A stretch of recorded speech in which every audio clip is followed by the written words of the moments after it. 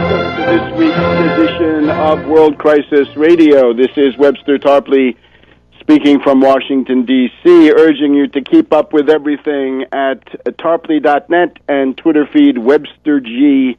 Tarpley, and on tarpley.net pay special attention to the 20th anniversary of the Bush biography, an internet legend that is the unauthorized biography of George H.W. Bush, which was presented to a press conference at the National Press Club in Washington, D.C., with, as I recall, about 40 or 45 different world press. Very few U.S., largely Asian, Middle East, some Europe.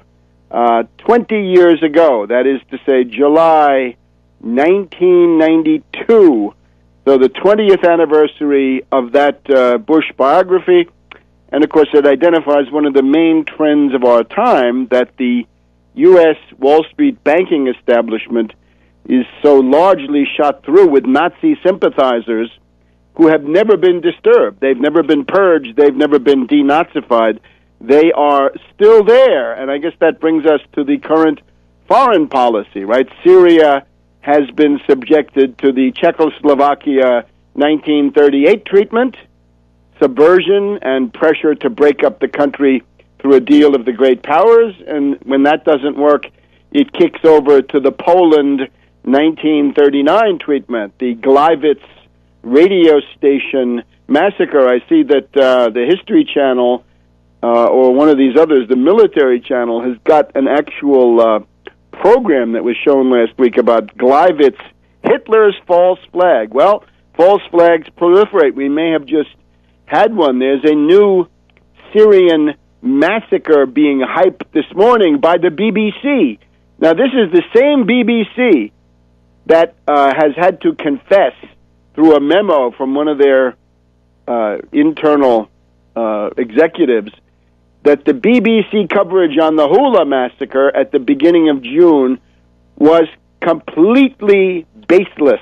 It was all based on hearsay, no facts, no investigation.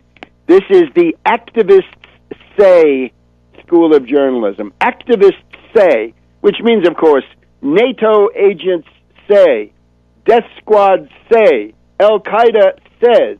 It is the equivalent of the embedded journalists, the embeds of the Afghan war, Iraq war. They've now been replaced by activists say, and we've got a powerful antidote to that in the London Guardian by Charlie Skelton. We'll get to that in just a minute, but let's look at the quasi-military facts on the ground. We've got to set the stage here. On Thursday in the Washington Post, David Ignatius, a kind of insider columnist here at the Washington Post, somebody who gets, obviously, leaks from the intelligence community, gets to fly on military aircraft to all of these places. His article is called Going to the Brink in the Middle East, and what he's trying to evoke is what I've talked about repeatedly here.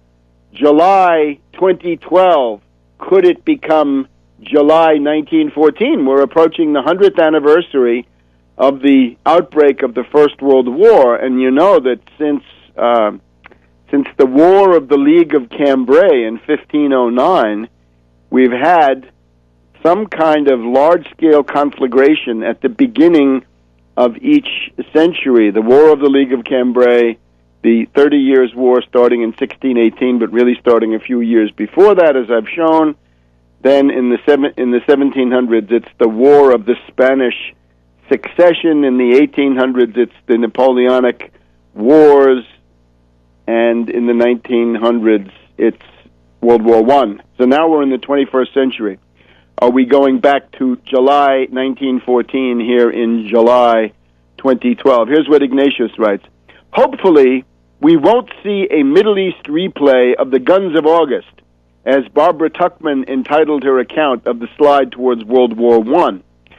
But the region is edgy this summer as negotiators struggle to resolve confrontations with Syria and Iran, or better yet, as the U.S. and the British strive to escalate those conflicts back to Ignatius, one small sign of the rising tension is that Saudi Arabia is said to have alerted its military and security officials to cancel their summer leaves. No summer vacation for Saudi army officers and intelligence spooks. Saudi and U.S. sources confirm that this limited mobilization reflects worries about possible military conflict with Iran, the war of succession in Syria, from the war of the Spanish succession to 400 years later, the war of the Syrian succession, and the Sunni Shiite tensions in neighboring Bahrain.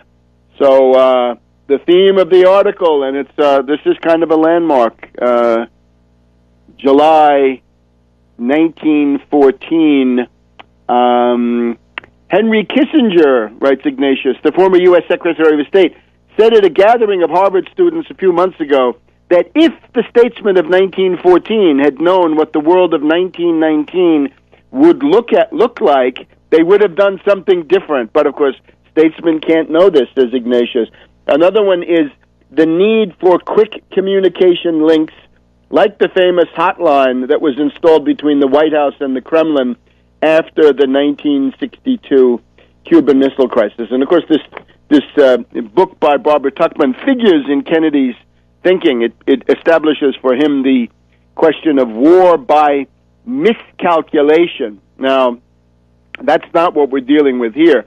We're dealing with a clear-cut war party, which is gaining the upper hand here in Washington, D.C., and Obama, perhaps not the most enthusiastic of all the warmongers, for purely opportunistic and personal reasons.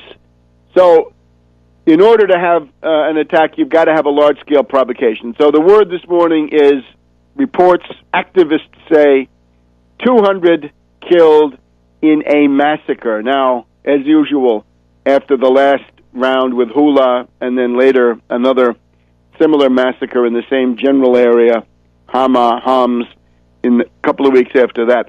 Who are the killers and who are the victims? And don't tell us that it's automatically the bad Assad army. No, because we now know that there are armed foreign death squads, NATO-backed foreign death squads, getting weapons from Qatar, Turkey, Saudi Arabia, by way of the CIA.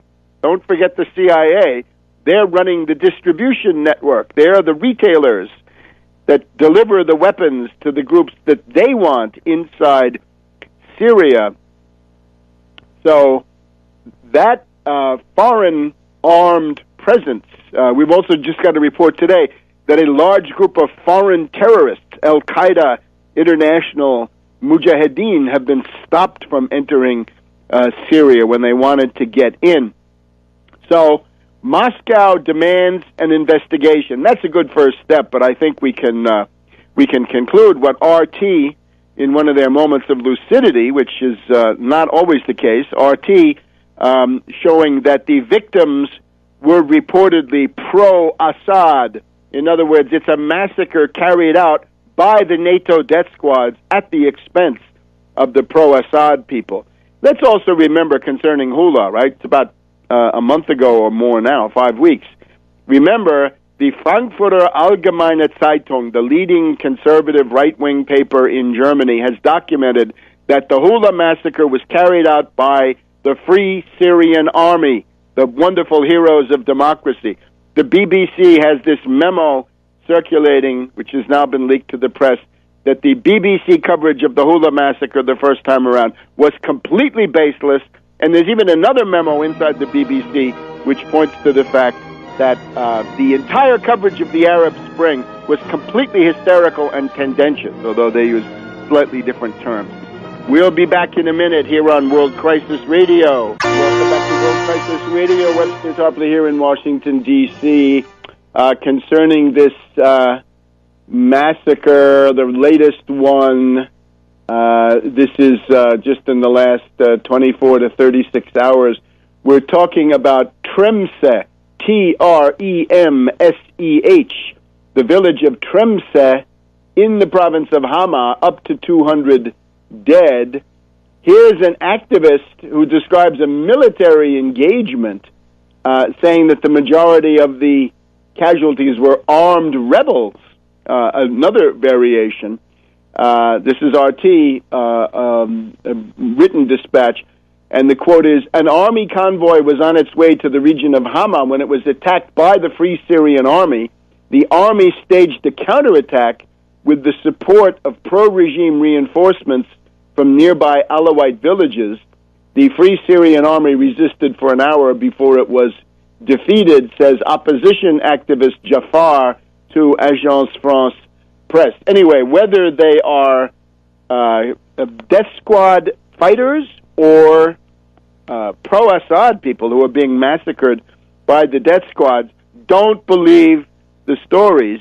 Don't believe the Syrian Observatory for Human Rights of this guy, Abul Rahman. Now, let me point out a powerful tool that people have this weekend, and it's important to use this to the hilt.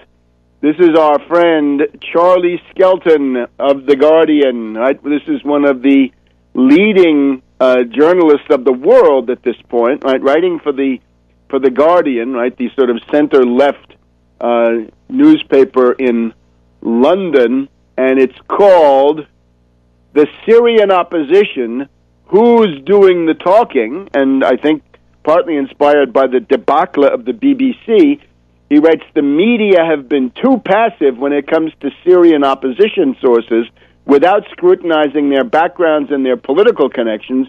And of course, it turns out that a lot of them are long-term NATO agents who have been on the CIA NATO payroll for many years. They've been attempting to subvert any government in Syria that the CIA didn't control. That would go for the Syrian National Council, and we've seen the public ballet of Hillary Clinton, Haig of Britain, Fabius Westerwelle, Prince Faisal, the rest of these characters, Davutoglu, all the foreign ministers love the Syrian National Council. And then we get the profile. He's got an excellent profile here of Basma Kodmani, complete with her scowling photograph of this obvious oligarch type exiting the Bilderberger meeting in her limousine. Basma Kodmani, she's on the line of no dialogue, no negotiations, which is, of course, the NATO line.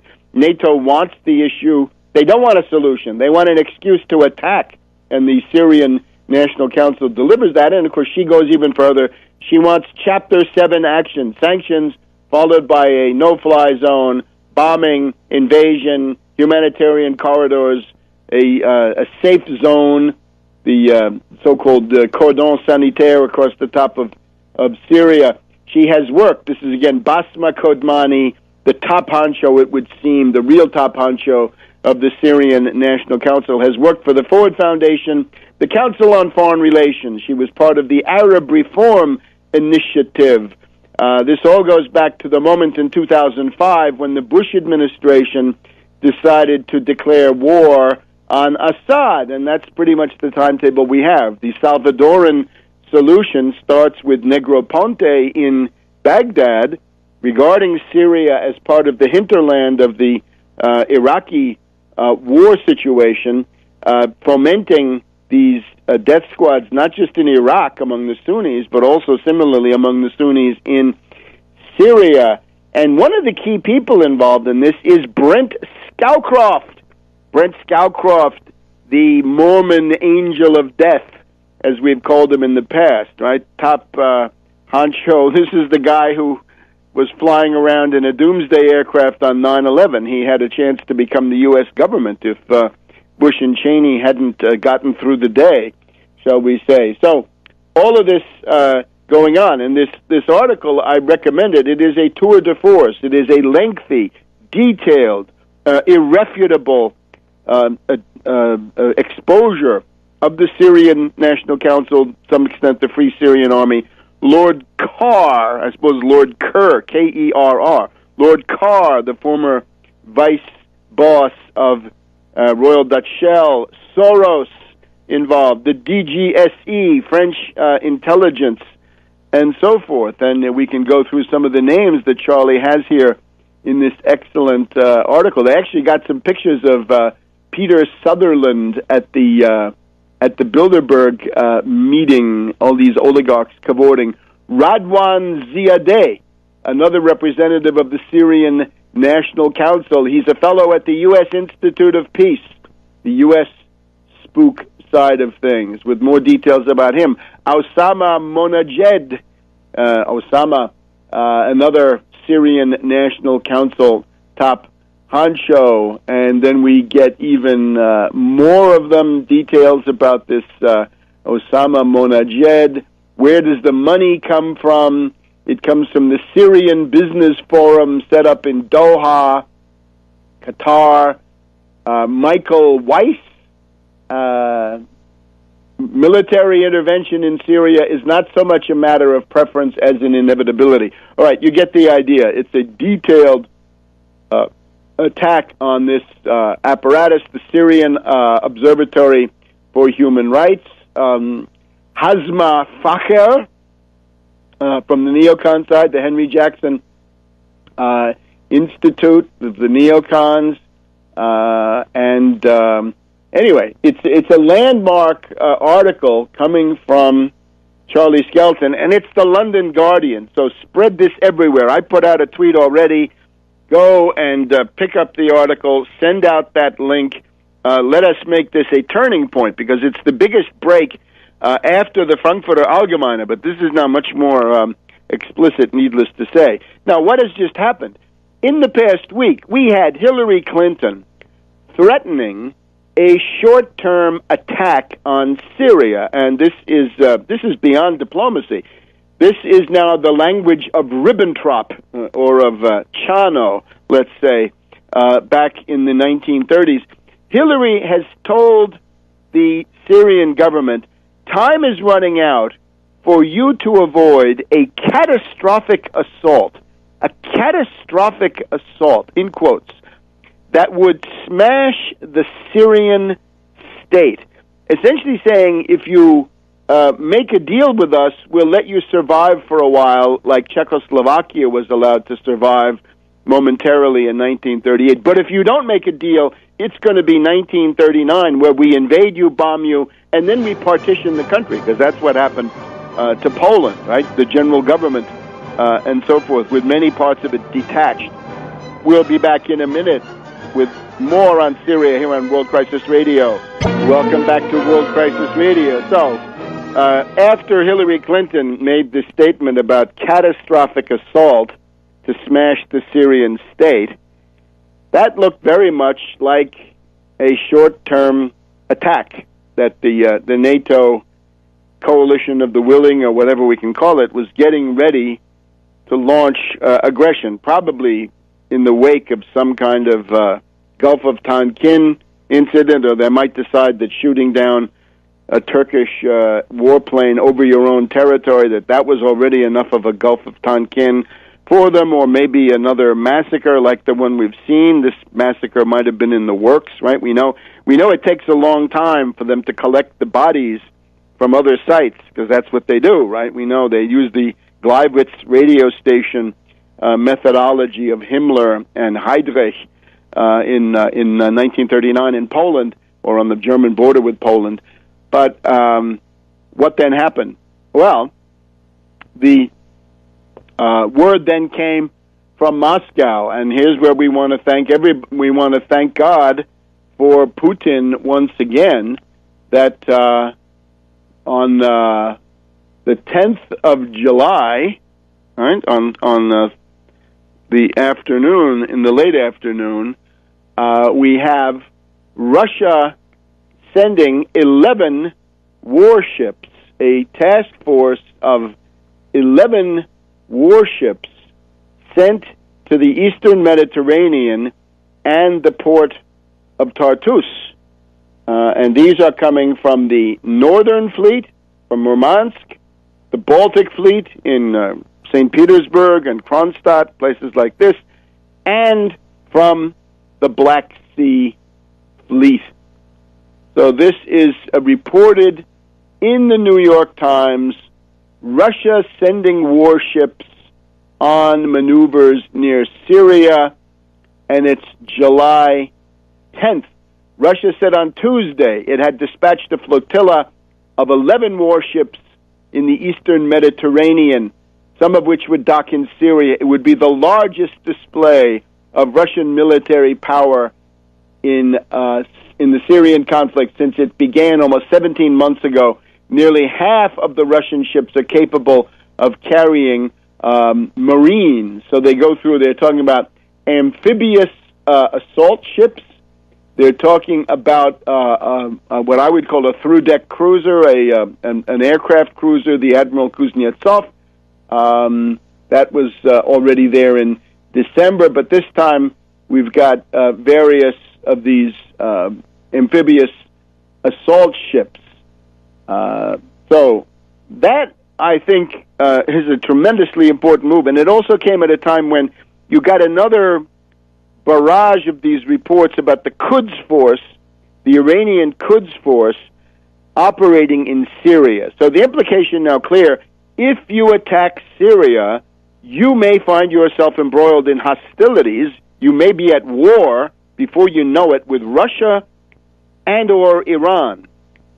And at this point, I think we can detect a slowing in the aggressive furor of these NATO lunatics, starting with Hillary, Fabius, Haig, Westerwelle, and the rest of them. Maybe Davutoglu has to go on that list too. Now, we also had the following interesting story.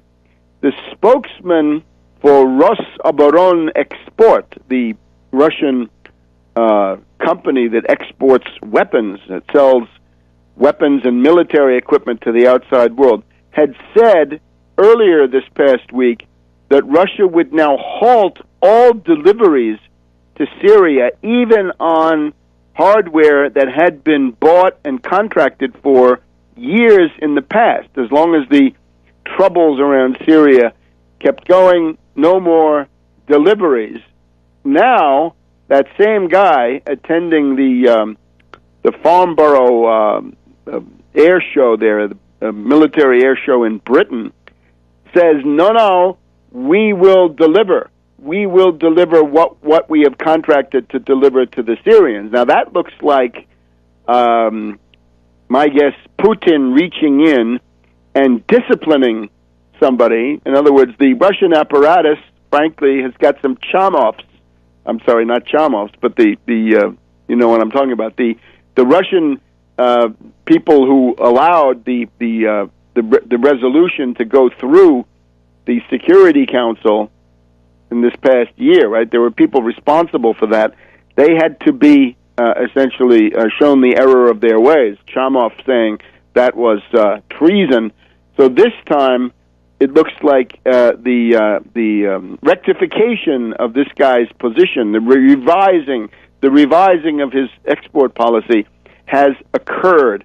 The other thing that's going on, the Russian Duma has just passed the foreign agents bill. All of these characters, the Kasparovs, the Limonovs, the Nemtsovs, the Navalnys above all, right? Navalny and the daughter of the former Prime Minister Gaidar and the rest of these characters, the Sobchak family, I believe, also getting into the act. All of these people in the nomenclatura, because that's what they are, have decided that they have the right to take money from U.S. taxpayers, NATO taxpayers, to agitate against Putin. And, of course, they're always saying, Navalny loves to say, transparency, openness, let's get the sunshine, put it all out on the table. Wonderful, says the Russian State Duma. Let's have all of the information about who pays you out on the out in public. So a lot of freakouts coming from the non-governmental organization community about this. But I think these are positive signs. The fact that the arms deliveries will continue, that the foreign agents will now be forced to reveal that they're foreign agents. And again, not so strange, right? If you're a lobbyist here in Washington, D.C., if you work for a foreign government, you have got to register with the U.S. government and say that's what you do, and other reporting requirements. So they're really just implementing something similar to the United States. And of course, it's probably not the case that Russia has a lot of paid lobbyists here who are fighting for constitutional amendments or the overthrow of the existing government or trying to promote riots in the streets. And that is certainly what the Project Democracy, the Navalny, Kasparov, Limonov types have been doing in Russia. So we've now got another dimension of possible NATO aggression. Reports this morning on NPR, National Pentagon Radio, that Assad in Syria is supposedly moving part of his chemical stocks. And, of course, anything to do with the chemical stocks becomes then a pretext to say, well, we don't really want to get involved, but we've got to, because otherwise these chemical stocks may fall into the hands of Al-Qaeda. This is the acme of hypocrisy, because it is, of course, the U.S. and NATO that are introducing the Al-Qaeda people into Syria. They were not brought there by Assad. They were brought there by, in particular, the NATO airlift from Libya to Iskandarun, Turkey, some months back, right, that brought in the veterans of the Libyan destabilization. Now, the other thing, of course, the possible negotiations, Kofi Annan still running around. Remember, Kofi Annan is a person who acts in bad faith. He is a British colonial administrator.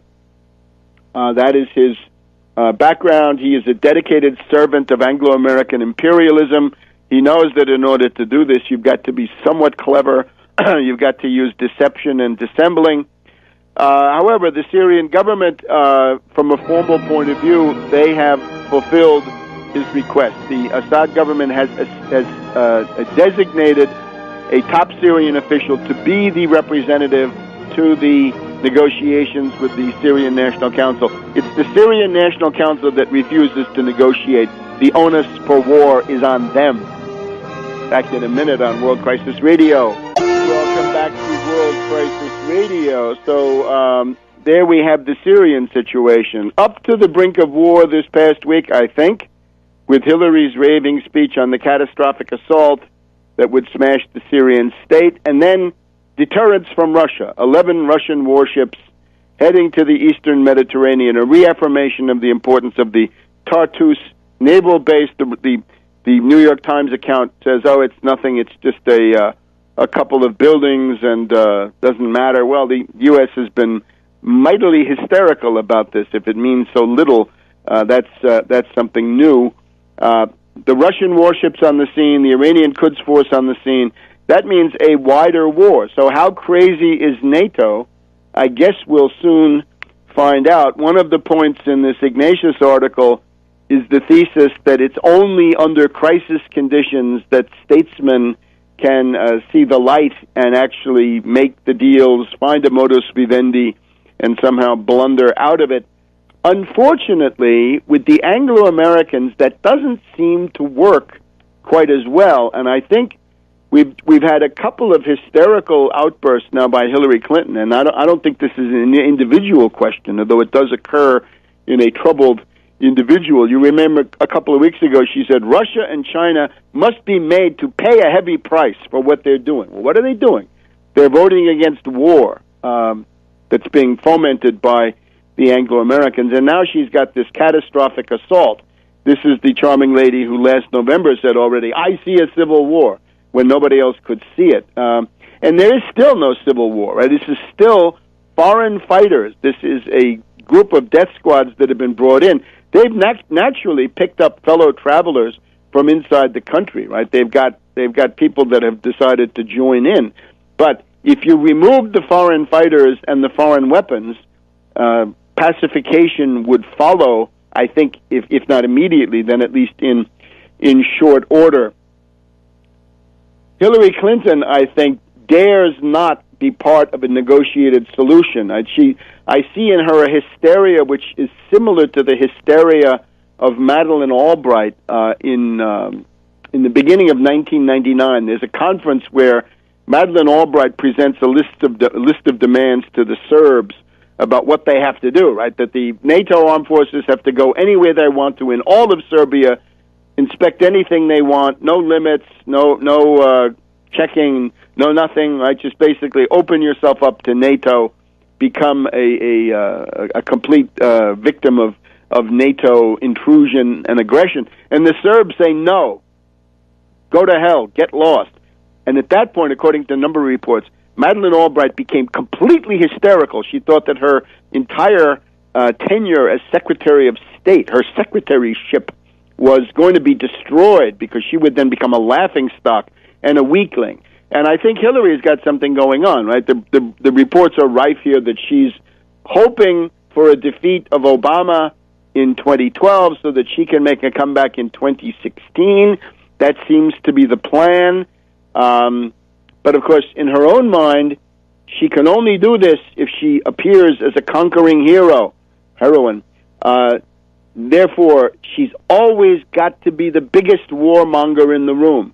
And this, of course, this is the essence of weakness, as I've pointed out repeatedly. If you feel so threatened that you've got to overcompensate by this posturing and strutting and bombastic behavior, that is what it means to be weak. Right? That is the essence of weakness. So she has this. So I think that Hillary Clinton is actually now a factor for war in her own right, above and beyond the pervasive insanity of the Anglo-American policy establishment. Now, another aspect of this, China deserves special attention too.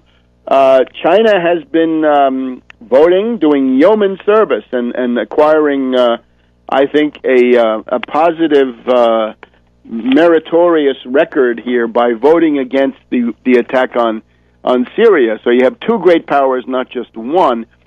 The question is now, what about the deterrent forces of China, right? Because we just said, we came close to some kind of a war here in the past week. Not clear what kind or how close, but maybe that will come out. But as far as China goes, they're a nuclear power too, right? So they are normally considered to have 300 to 400 nuclear weapons, right? This would be warheads, bombs, things of this sort. But now we have a Russian general, and this is Viktor Yezin. Viktor Yezin, the former chief of the main staff of the Strategic Rocket Troops, currently professor at the Academy of Military Science, in the May issue of Military Industrial Courier. Not clear what that is in Russian, but Yezin of Academy of Military Sciences, writing in the Military Industrial Courier in early May, says that China actually has between 1,600 and 1,800 warheads, not 300 to 400, so up to 1,800 warheads. He further goes on to say Chinese factories on the nuclear side of things in 2011 have produced 40 tons of weapons-grade uranium, 10 tons of weapons-grade plutonium, enough for an additional 3,600 warheads. Not all of these deployed at the present time, to be sure. 800 to 900 operationally deployed right now. He says this is taken up by somebody called Philip Carber of the Asian Arms Control Project. Now, this is the U.S. side. These are people who have an axe to grind. Yezin, a major advisor to Putin, we're told. This coverage comes from the Falun Gong newspaper. This comes from the Epoch Times. We want to take that with a grain of salt, but here it is. And the idea is that China has, similar to what the Soviets had in the 1980s, and I believe still have, which is ICBMs mounted on rail cars that can be driven around on rail cars, and they can go into tunnels under mountains. So you can't hit them with a first strike because they're always on the move. These are ICBMs. So naturally, this article concludes saying that this is going to upset Japan, South Korea, Australia, Vietnam, and others where you have this conflict in the South China Sea. But this is another dimension of the insanity of the Anglo-Americans, that you're not just provoking Russia, although that is the most direct clash that you're going to get out of this, but also China. And China has been reported in recent times in the Washington Post and elsewhere of having extensive underground tunnel systems where some of these warheads and indeed nuclear vectors, right, the vehicles, the rockets and so forth, can be kept so that you can't get them with a first strike. We had in the period of about 2005, 2006, a famous article in the Council on Foreign Relations, Foreign Affairs, an article about how the U.S. was close to the ability to have a first strike against both China and Russia, and how close this was the subject of this article. I think it's safe to say that in the 6 or 7 years after that, the U.S. first strike ability has probably been eroded significantly by what China has done and presumably also what Russia has done. And it's the fact that we have to talk about this stuff is already disturbing. Bottom line is, the Ben Rhodes plan must be ready to go. Now, we want to talk in the second hour about Assange and WikiLeaks and the precious services rendered to NATO and the CIA by little Lord Julian sitting there ensconced in the Ecuadorian embassy to London. But we know the Ben Rhodes plan, right? It means at a certain point, Nilesat, Arabsat would kick off Syrian state television, Adunia, and anybody else who's friendly to Assad, and put on a Tissue of Lies program showing the fall of the Assad regime, and that would be used to cover a coup. And the other networks would send that out into the world. We'll be back in a minute on World Crisis Radio. Welcome back to World Crisis Radio. Webster Tarpley here in Washington, D.C. Tarpley.net, and Webster G. Tarpley Twitter feed to keep up with all of this. And remember to take a look at that Charlie Skelton article in the London Guardian. That is one of the most detailed and effective exposés of the Syrian opposition and what a bunch of NATO, Wall Street, City of London minions these people are. The people who want you to be in a war, right? If something goes wrong, you'll know who to thank, right? Basma Kodmani riding in her limousine to the Bilderberg group, right? This specimen is responsible for a lot of the killing going on in this part of the world. So, Egypt remains a situation of dual power. It's clear what you've got. The two powers on the scene are the Muslim Brotherhood on the one side, with money from Saudi Arabia and corresponding control, the military on the other side with money and control coming from the U.S. These were the people who overthrew Mubarak, acting under the orders of Samantha Power and Michael McFaul of the Obama White House. The problem is that the Egyptian people don't want a theocracy, and they don't want military rule. There are indications, the polls say, they want something that looks like Turkey in terms of institutions. In other words, a secular government with a strong military, but a freedom for Islamists to do whatever they want.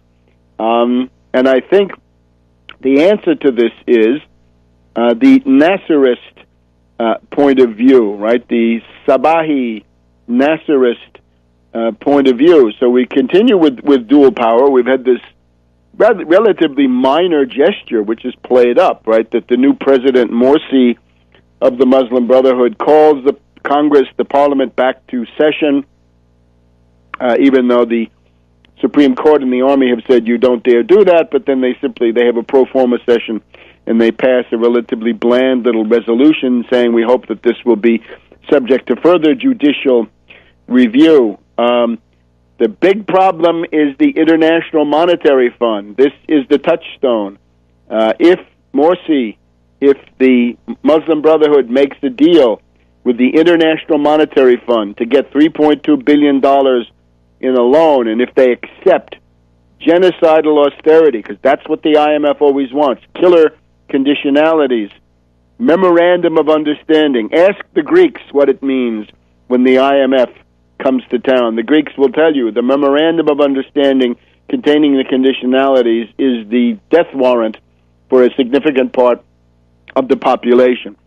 So you got Islamists on the one side.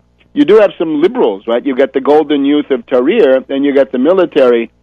These are destined to split, except if the Nasserist point of view can emerge, because that is a latent Nasserist majority that would go beyond, surpass the sterile division among Islamists, liberals, and the military.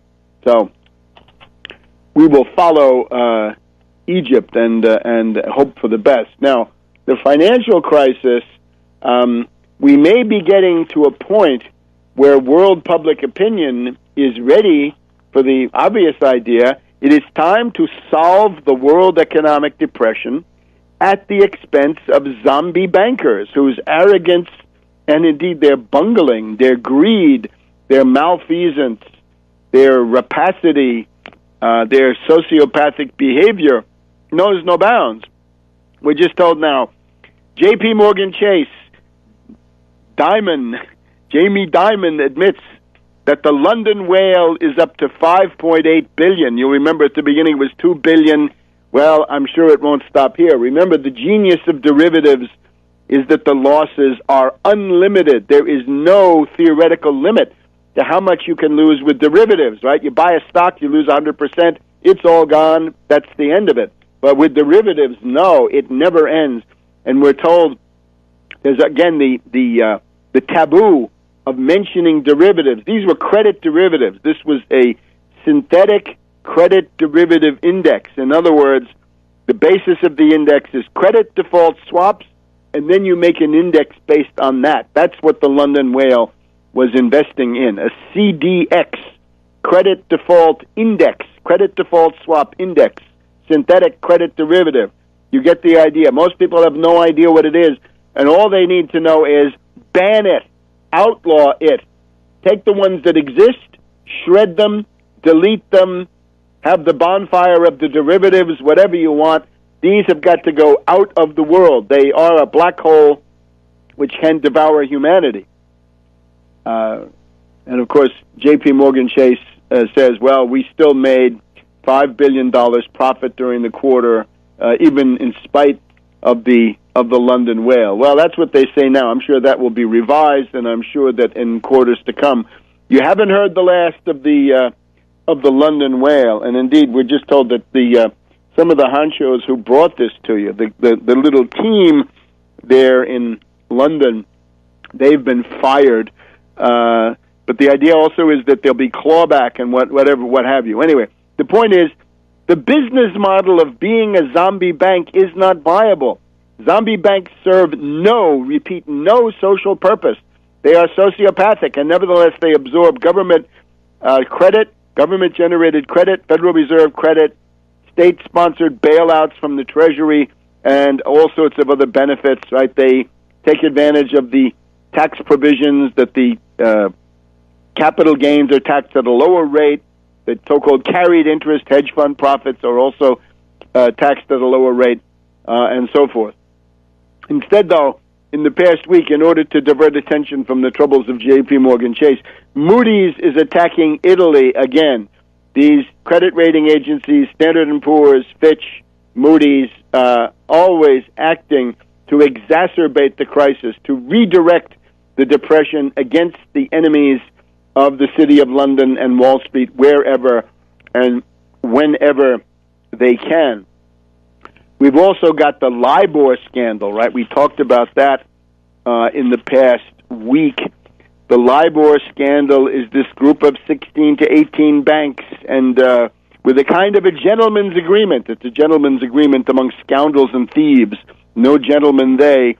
This group of 16 banks would every morning at 11 a.m. London time, make an allegation. They would supposedly report what it would cost them to borrow short-term funds. We're talking about Barclays, the Royal Bank of Scotland, HSBC, Hong Kong Shanghai Banking Corporation, Bank of America, Citigroup, JP Morgan Chase, Union Bank of Switzerland, UBS, Deutsche Bank. They're under investigation. A lot of these banks are now under investigation. These are some of the ones that are included in the list.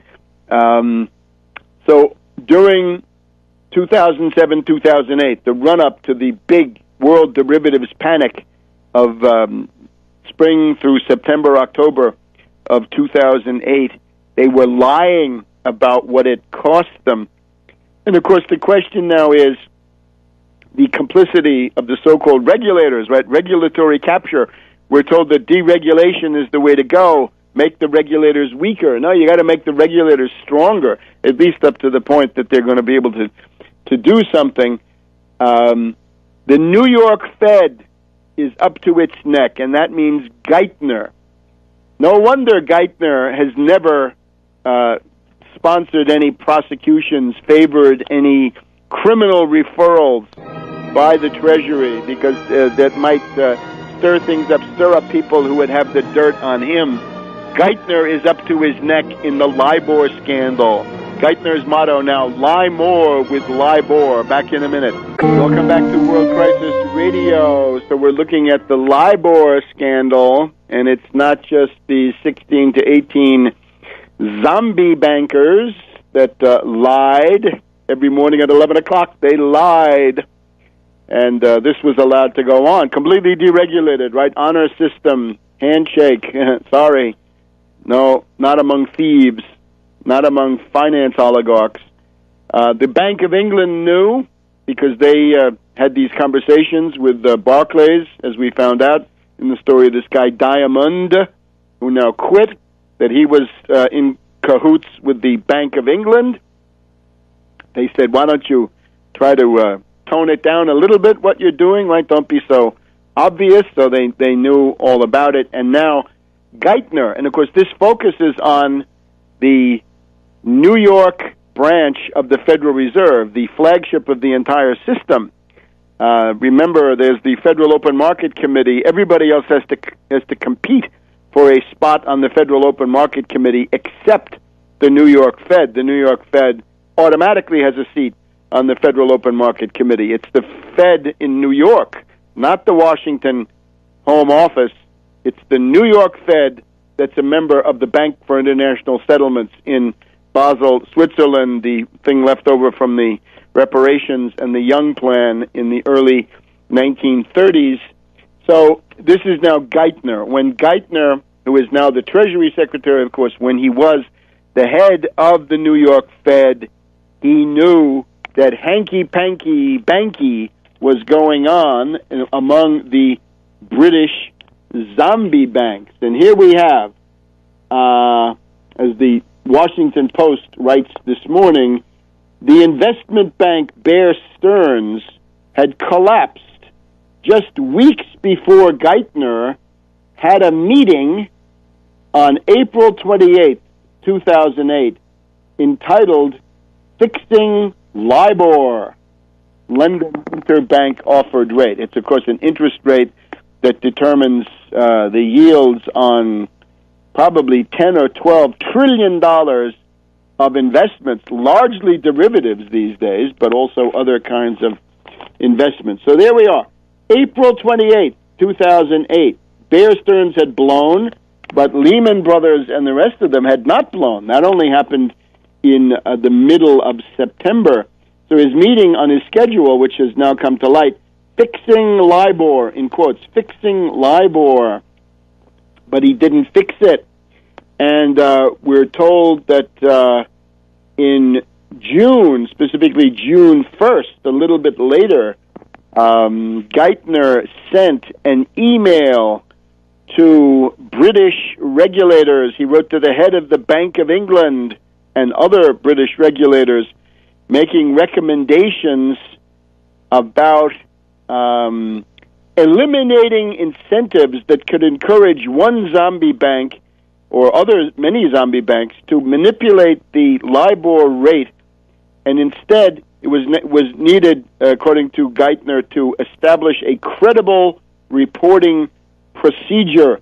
And Geithner writes to the head of the Bank of England, quote, "We would welcome a chance to discuss these 6 points and would be grateful if you could give us some sense of what changes are possible." After that, the Geithner obviously did nothing. In other words, he covered up. He knew that there was a conspiracy, a cartel, an illegal conspiracy in restraint of trade under Sherman Antitrust and Clayton Antitrust, a federal crime going on, because some of these banks, as you've just heard, are U.S. banks. So he's covering up for felonies, and he's still sitting at the Treasury. It's amazing. The two classes of people that seem to be immune to prosecution are football coaches, and then finance oligarchs and their political servants. This is what's wrong with government. It's not from within government. It's the fact that the bankers control government from the outside. Sheila Bair, who has her own malfeasance and nonfeasance to answer for, she was head of the Federal Deposit Insurance Corporation during this crisis. She wants to say, oh, don't look at me. Look at the New York Fed. Look at the Office of the Comptroller of the Currency. They're the ones who really get to see what's going on with banks, because they all have scores of examiners in the banks, and they can do this kind of investigation better than the Commodity Futures Trading Commission. Now, Commodity Futures Trading Commission would be for derivatives because of the futures that are involved in them. So, the finding is so far that Barclays Bank, but it can't be them alone. It's got to be at least 8, and most likely the whole list of 16 to 18.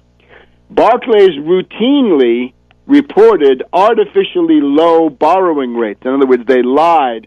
The falsified data masked the level of trouble that Barclays was in during that time, and may have helped to keep LIBOR rates low. Well, of course, if you're Barclays and you're about to blow, right, you're on the verge of bankruptcy, you don't want to tell people that. You don't want to advertise that fact, because you're still hoping to avoid bankruptcy by borrowing at the cheapest possible rate. So if you say, my God, we have to pay astronomically high interest rates, you have every reason to hide that fact. And that's, of course, exactly what they did.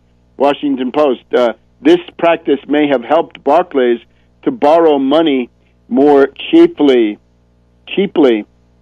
Now we're up to nearly 20 of the world's largest banks. Citigroup, Bank of America, J.P. Morgan Chase help set the LIBOR rate. So we will have some testimony from Tiny Tim Geithner at the Senate Banking Committee and the House Financial Services Committee in 2 weeks during, I believe, towards the end of July, I guess. And documents are now being demanded by the Congress. This is someplace where some reactionary Republicans could do a public service by nailing Geithner, get rid of him. They might conclude that Obama would be less weak than he is if he could dump Geithner, who of course is widely considered a fool, a cover-up artist, policy-wise, totally inept. So there it is. And of course, whatever Geithner knows, we have to assume that Helicopter Ben knows too, right? So Bernanke has also got to be hauled on the carpet, right? So there it is, the LIBOR scandal. Now, this we had an estimate flying this morning on the radio that the liability suits in this case could go up to $22 billion. Well, some of them have already gone beyond that, but that there are really hundreds of billions of dollars of liability suits in the LIBOR case. So, time to make the bankers pay. Back in a minute. Welcome back to World Crisis Radio. A lot of talk in the last week about the job creators, those companies and banks that are hoarding billions and trillions of dollars, which they refuse to invest in new plant and equipment here in the United States. Right? They say they're job creators, but they don't create any jobs. If they're job creators, then their record needs to be examined in those terms, and this is not what they're doing. The term for this is a capital strike. When you have an entire class of businessmen, bankers, and investors who decide that for political reasons or other reasons they are going to cease productive investment, hoard their money, and simply clip the coupons without any attempt to open up new plant, equipment, jobs, production, or anything of the sort, that's a capital strike. And we've had those in American history. 1937 is a good example. The hysteria of the banking class, many of them pro-Nazi, certainly the majority of them pro-fascist. Roosevelt haters all decided that they were so enraged by the re-election of Franklin D. Roosevelt in the 1936 election, when he went to Madison Square Garden and talked about the economic royalists who hated him and how he welcomed their hatred. Those bankers then responded in 1937 by ceasing all investment, a fact that was pointed out by Secretary of the Interior Harold Ickes, a strong voice for the New Deal, although not perfect, and Robert Jackson, at that time in the Justice Department, later on went to judge some rather similar people at Nuremberg. Too bad we never had a Nuremberg for the traitors here on the home front, the pro-Nazi, anti-Roosevelt fifth column that has gone on to the present day. Anyway, that was a capital strike, and Ickes and Jackson talked about big business fascism as the cause of the capital strike. And similarly, some of the same people then in 1940 to 1941, when there was an attempt to gin up the U.S. defense economy, right, the Arsenal for Democracy policy, in particular, once the Lend-Lease program had gone through, there were a lot of finance oligarchs who didn't like Lend-Lease because they said, what? We are being taxed to oppose Hitler? Well, they didn't oppose Hitler. They were rather sympathetic to Hitler. So the idea that they were being taxed to build military equipment for Britain, for the Soviet Union, for China, later on for other countries, but in 1940 to 41, it was basically the Soviets coming in towards the end. They said, no, we're not going to do that. Plus, to add insult to injury, they said, you're going to get full employment soon, and then our wage bill would go up. And that's exactly what happened during 1941. It was Lend-Lease that restored full employment for the first time, really since World War I. And that then meant that there was upward pressure on wages. So from the point of view of these banker oligarchs, this was the worst of all possible worlds. You're taxed to fight the fascist dictators that you support, and at the end of the process, you're going to have full employment, and you'll have to pay more. So no, that was the capital strike of 1940 to 1941. They wouldn't build aircraft. They sabotaged aluminum production. All of this, of course, flies in the face of the book that we talked about last week, the Freedom's Forge by Arthur Herman, right? This guy from the American Enterprise Institute, basically telling us that it was the pro-fascist industrialists who won World War II, the people that he identifies as Donald Nelson and a couple of others. No. Freedom's Forge says that Franklin D. Roosevelt was a big bungler, saboteur, and above all, the labor movement, right, with their strikes. Oh, my God. One issue that came up in World War II was if people are going to be conscripted, in other words, if you're going to have a draft that says you've got to report for duty, how about having a draft where you conscript factories, saying, okay, you got that factory there, the federal government is seizing it, and we're going to run it for the duration the war emergency. That would have been the way to get aircraft production off the ground, in particular in 1940. Maybe no Pearl Harbor that way if that had come about. So you get the idea. The remedy when you have a capital strike is an undistributed profits tax, which says, oh, you're hoarding profits, are you? Offshore, onshore? This would be good for Romney. You're hoarding profits and you're not investing them. You could invest them in the common stock of industrial corporations, or you could fund startups. You could have some venture capital. Those things would all get you out from under it. But if you're just buying derivatives, and that would be the main form today, guess what? You will pay an undistributed profits tax. Maybe that will let you encourage you. You'll see the light. You'll see the advisability of taking that money out of your derivatives account, out of your Timberwolf and all these other collateralized debt obligations and credit derivatives and synthetic credit default swaps, all these things. Get it out of those things and put it into production. And I think that those words, undistributed profits tax, would be a very, very salutary thing to be heard in the land. Now, we've just had now a series of bankruptcies. The depression here in the United States getting worse. San Bernardino, California, has now joined Stockton, California, and Harrisburg, Pennsylvania, and Jefferson County, Alabama. All of these are now bankrupt. The negatives are obvious. The one thing about bankruptcy is that when San Bernardino went bankrupt on the 26th of June, it also means that payments to the bondholders stop. That's an elementary measure, right? One thing that the Congress could do would be to pass a blanket law which just says that municipalities are granted a debt freeze on all municipal bonds, that would be counties too, for 5 years or for the duration of the World Economic Depression, whichever lasts longer.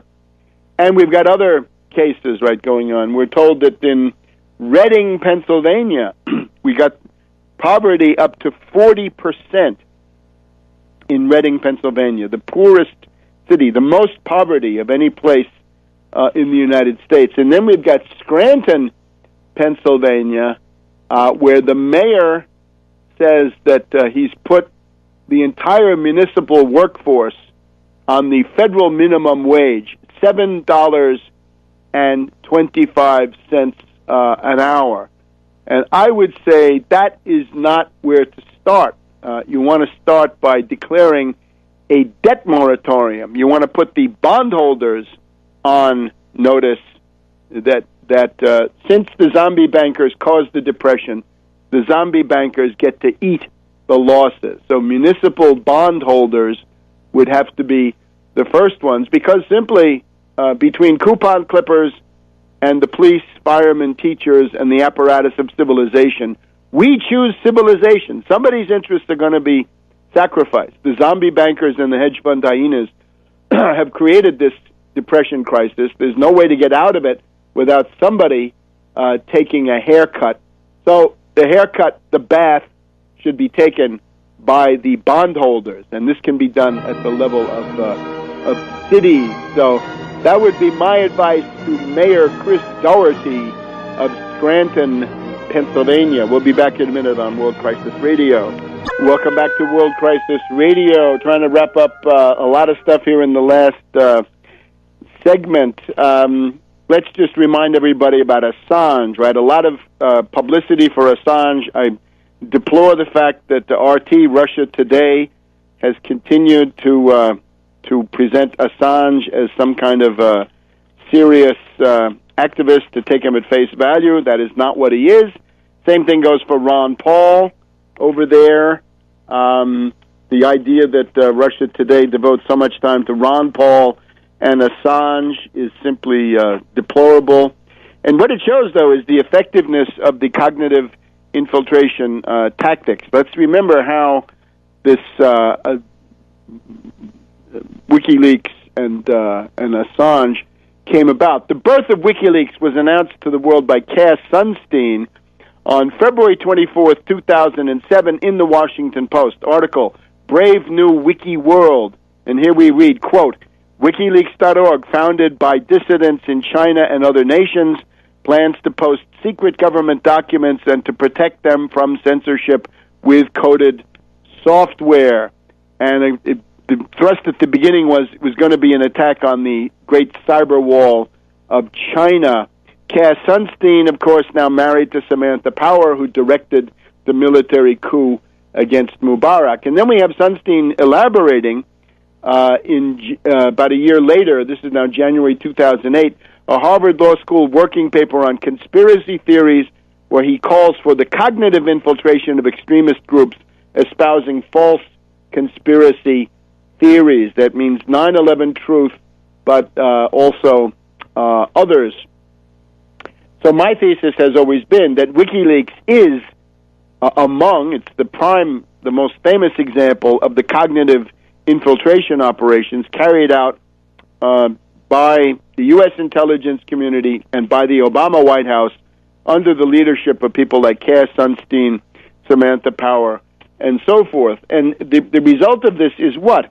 The official policy of Russia, of Putin, of Lavrov, and the Russian Foreign Ministry is the defense of Syria against foreign intervention. But nevertheless, because of the cognitive infiltration, they've also given their airtime over to Assange, who gets Nasrallah on there and baits him, how come you're not supporting the overthrow of Assad and others, and they essentially give space to Assange, even though he has slimed Putin by publishing, of course, U.S. diplomatic cables written by these U.S. characters that are then detrimental to Putin. Another interesting example, it's not just Russia that is vulnerable to this. Obviously, the U.S. left liberal community, when you have people like Oliver Stone, Michael Moore, Noam Chomsky, calling on President Rafael Correa of Ecuador,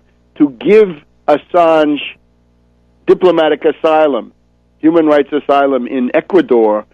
I would step back from that and say, is that really wise?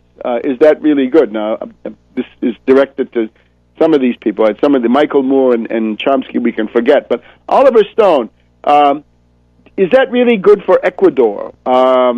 I think that's bad, and I think we've got some quotes from some Ecuadorian diplomats who say, Correa, don't give asylum to Assange because that will make it easy for your foreign enemies to attack you, and Assange will do what he did to Russia Today, right? He gets on Russia Today 10 or 12 weeks in a row, and as soon as he's strengthened with that kind of international exposure, then he turns around and launches the attack on Syria with the various 2.4 million Syrian emails to try to shut down deliveries, try to stop Finmeccanica from delivering telephones or radios to the Syrian armed forces, and so on down the line. And by the way, that will go on now for 2 months. We're going to have 2 months of a water torture, drip, drip, drip, of new findings about, Syria and, the Western companies that support Syria. So the other thing about it is, let's look at the track record of WikiLeaks vis-a-vis Ecuador. What have they done for Correa? Nothing. They slimed him. They printed in their principal Cablegate document dump of September, October, November 2010, the one that got the Arab Spring going finally, in that document dump, they have attacks on Correa coming from the U.S. Diplomats saying Correa is corrupt. Correa he's aware of corruption in the police department, but he won't do anything about it. He's tolerating and conniving, and he's complicit with corruption in the in the Ecuadorian National Police. So, isn't that interesting that Assange bites the hand that feeds him? Russia Today puts him on, and he's attacking Putin before and attacking Syria during and after. But he's doing it all under left cover. He's doing it under anti-establishment cover. And he wants Korea to endanger the future of Ecuador and open them up for economic sanctions and God knows what else, at the same time that he attacks Korea. Korea, interestingly, once those WikiLeaks documents, the alleged emails, had been published in the closing months of 2010, Korea expelled the U.S. ambassador and a couple of U.S. diplomats for having written those things about him. So the authors of the emails get PNG'd, right? They are persona non grata in Ecuador. But Assange, who published this for the world to see, is a contender for diplomatic asylum. There's also another interesting sidelight to this. The British oligarchy had decided that Assange was their darling, and when he needed several $1 million of bail to get out of jail, a lot of them came forward. A lot of the radical chic people in London came forward and provided money for this fund. Well, by fleeing to the Ecuadorian embassy, Assange has violated the terms of his parole, and it means that all those people lost their money. So I imagine there's going to be a backlash, a certain amount of bad blood for little Lord Julian for the conduct, his not caring about what happens to these people. Now, the other thing, of course, is Romney and the Mormons, and we'll be continuing with a constant feature on this. I hope we have more time next week for it. Let's just talk about the economic power of the Mormon Church. Interesting article here. Bloomberg Business Week out today. Inside the Mormon Empire. And here we find that the total holdings of the Mormon Church, LDS, right, the Latter-day Saints, is $40 billion. So it's a business empire worth $40 billion, and they collect up to $8 billion a year in tithing. Tithing means that each member of the Mormon Church is supposed to give 10% of their income. Now, almost none of this tithing is used for charitable purposes. It is rather reinvested. The question, the United Methodist Church, to take a comparable example, United Methodist Church sinks 29% of their income into charity. The Mormon Church, 0.7%. So charity, not the strong suit. Very difficult to call yourself Christian if you're not interested in charity. So there's the idea. Time magazine in 1997 had estimated that the total worth of the church was $30 billion for the LDS, with $5 billion in tithing. Now, according to Bloomberg Business Week, $40 billion today, $8 billion in tithing. Now, I would imagine that these are lowball estimates, and whatever they are, they do not account for the wealth of the Marriott, which is in billions, the wealth of the Huntsman, again in billions, and people like Romney, who is, again, a multi-millionaire, right, $250 million assembled in 7 different countries, as we're hearing, right? And we know it's Ireland, Switzerland, Luxembourg, Germany, Austria, Bermuda, and 12 in the Cayman Islands, and especially it's the Sankari high-yield asset investors of Bermuda. So those, I think, are very interesting avenues of inquiry. The business empire of the saints. And, of course, Romney is a bishop of this operation.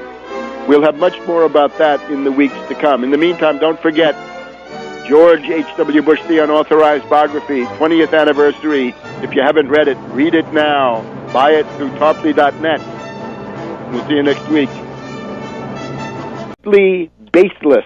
It was all based on hearsay, no facts, no investigation. This is the activists say school of journalism. Activists say, which means, of course, NATO agents say, death squads say, Al-Qaeda says. It is the equivalent of the embedded journalists, the embeds of the Afghan war, Iraq war. They've now been replaced by activists say, and we've got a powerful antidote to that. in the London Guardian by Charlie Skelton. We'll get to that in just a minute, but let's look at the quasi-military facts on the ground. We've got to set the stage here. On Thursday in the Washington Post, David Ignatius, a kind of insider columnist here at the Washington Post, somebody who gets, obviously, leaks from the intelligence community, gets to fly on military aircraft to all of these places. His article is called Going to the Brink in the Middle East, and what he's trying to evoke is what I've talked about repeatedly here. July 2012, could it become July 1914? We're approaching the 100th anniversary of the outbreak of the First World War, and you know that since the War of the League of Cambrai in 1509, we've had some kind of large-scale conflagration at the beginning of each century. The War of the League of Cambrai, the 30 Years' War starting in 1618, but really starting a few years before that, as I've shown. Then in the 1700s, it's the War of the Spanish Succession. In the 1800s, it's the Napoleonic Wars. And in the 1900s, it's World War I. So now we're in the 21st century. Are we going back to July 1914 here in July 2012? Here's what Ignatius writes. Hopefully, we won't see a Middle East replay of the Guns of August, as Barbara Tuchman entitled her account of the slide towards World War I. But the region is edgy this summer as negotiators struggle to resolve confrontations with Syria and Iran, or better yet, as the U.S. and the British strive to escalate those conflicts. Back to Ignatius. One small sign of the rising tension is that Saudi Arabia is said to have alerted its military and security officials to cancel their summer leaves. No summer vacation for Saudi army officers and intelligence spooks. Saudi and U.S. sources confirm that this limited mobilization reflects worries about possible military conflict with Iran, the war of succession in Syria, from the war of the Spanish succession to 400 years later, the war of the Syrian succession, and the Sunni Shiite tensions in neighboring Bahrain. So the theme of the article, and it's this is kind of a landmark, July 1914. Henry Kissinger, writes Ignatius, the former U.S. Secretary of State, said at a gathering of Harvard students a few months ago that if the statesmen of 1914 had known what the world of 1919 would look like, they would have done something different. But, of course, statesmen can't know this, says Ignatius.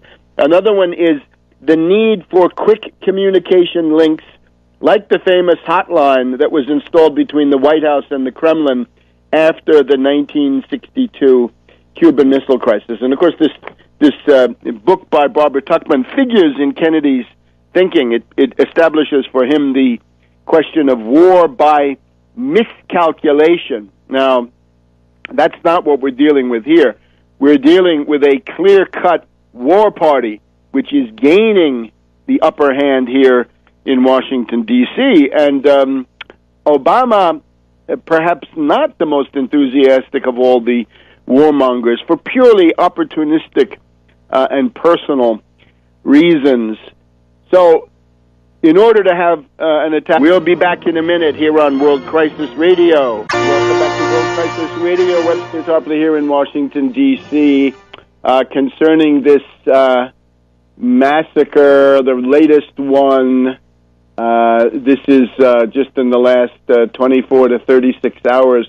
We're talking about Tremseh, Tremseh, the village of Tremseh in the province of Hama, up to 200 dead. Here's an activist who describes a military engagement, saying that the majority of the casualties were armed rebels, another variation. This is RT, a written dispatch. And the quote is, an army convoy was on its way to the region of Hama when it was attacked by the Free Syrian Army. The army staged a counterattack with the support of pro-regime reinforcements from nearby Alawite villages. The Free Syrian Army resisted for an hour before it was defeated, says opposition activist Jafar to Agence France Presse. Anyway, whether they are death squad fighters or pro-Assad people who are being massacred by the death squads, don't believe the stories. Don't believe the Syrian Observatory for Human Rights of this guy, Abul Rahman. Now, let me point out a powerful tool that people have this weekend, and it's important to use this to the hilt. This is our friend Charlie Skelton of The Guardian. Right? This is one of the leading journalists of the world at this point, right? Writing for the Guardian, right? The sort of center-left newspaper in London, and it's called The Syrian Opposition, Who's Doing the Talking? And I think partly inspired by the debacle of the BBC, he writes, the media have been too passive when it comes to Syrian opposition sources without scrutinizing their backgrounds and their political connections. And of course, it turns out that a lot of them are long-term NATO. Welcome to this week's edition of World Crisis Radio. This is Webster Tarpley speaking from Washington, D.C., urging you to keep up with everything at tarpley.net and Twitter feed Webster G. Tarpley, and on tarpley.net pay special attention to the 20th anniversary of the Bush biography, an internet legend, that is the unauthorized biography of George H.W. Bush, which was presented to a press conference at the National Press Club in Washington, D.C., with, as I recall, about 40 or 45 different world press, very few U.S., largely Asian, Middle East, some Europe, 20 years ago, that is to say July 1992, so the 20th anniversary of that Bush biography. And of course, it identifies one of the main trends of our time, that the U.S. Wall Street banking establishment is so largely shot through with Nazi sympathizers who have never been disturbed. They've never been purged. They've never been denazified. They are still there. And I guess that brings us to the current foreign policy, right? Syria has been subjected to the Czechoslovakia 1938 treatment, subversion and pressure to break up the country through a deal of the great powers. And when that doesn't work, it kicks over to the Poland 1939 treatment, the Gleiwitz radio station massacre. I see that the History Channel or one of these others, the Military Channel, has got an actual program that was shown last week about Gleiwitz, Hitler's false flag. Well, false flags proliferate. We may have just had one. There's a new Syrian massacre being hyped this morning by the BBC. Now, this is the same BBC that has had to confess through a memo from one of their internal executives that the BBC coverage on the Hula massacre at the beginning of June was complete. You've got to have a large-scale provocation. So the word this morning is, reports, activists say, 200 killed in a massacre. Now, as usual, after the last round with Hula and then later another similar massacre in the same general area, Homs, in a couple of weeks after that. Who are the killers and who are the victims? And don't tell us that it's automatically the bad Assad army. No, because we now know that there are armed foreign death squads, NATO-backed foreign death squads, getting weapons from Qatar, Turkey, Saudi Arabia, by way of the CIA. Don't forget the CIA. They're running the distribution network. They're the retailers that deliver the weapons to the groups that they want inside Syria. So that foreign armed presence, we've also just got a report today that a large group of foreign terrorists, Al-Qaeda International Mujahideen, have been stopped from entering Syria when they wanted to get in. So Moscow demands an investigation. That's a good first step, but I think we can conclude what RT, in one of their moments of lucidity, which is not always the case, RT showing that the victims were reportedly pro-Assad. In other words, it's a massacre carried out by the NATO death squads at the expense of the pro-Assad people. Let's also remember concerning Hula, right? It's about a month ago or more now, 5 weeks. Remember, the Frankfurter Allgemeine Zeitung, the leading conservative right-wing paper in Germany, has documented that the Hula massacre was carried out by the Free Syrian Army, the wonderful heroes of democracy. The BBC has this memo circulating, which has now been leaked to the press, that the BBC coverage of the Hula massacre the first time around was completely baseless, and there's even another memo inside the BBC which points to the fact that the entire coverage of the Arab Spring was completely hysterical and tendentious, although they use slightly different terms.